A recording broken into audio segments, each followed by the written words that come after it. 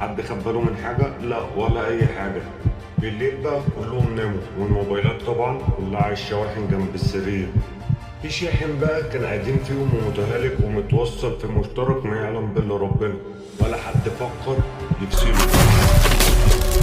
نص الليل الكهرباء عليت فجأة، الشاحن سخن والسلك الداخلي ابتدى يولع. اوبا، النار كانت صغيرة بس الدخان الأسود ده بدأ يملأ الأوضة والشقة كلها. ربنا يلطف على الجميع. الأب حاول يصحى من كتر الدخان ما كانش قادر ياخد نفسه، قعد يقوم يقوم يقوم وقع من طوله.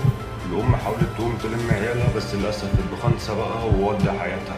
الأولاد واحد ورا التاني اتخنقوا قبل ما يفهموا.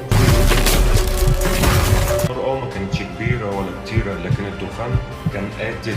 الصبح بقى الجيران شموا ريحة غريبة، اتصلوا بإسعاف وصلت ولقوا 6 جثث ولو حد فيهم ميت محروق.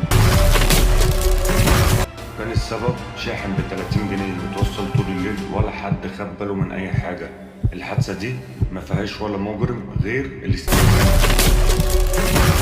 ناس كتير كانت بتقول ما حصلش حاجة زي كده قبل كده، بس الغلطة الصغيرة مش لازم تتكرر علشان تقتل حد تاني. نصيحتي ليه، ما تسيبش الموبايل على الشحن على طول ولازق جنب السرير. غير دايما السلك دايما مش مضمون، وافتكر الوقاية خير من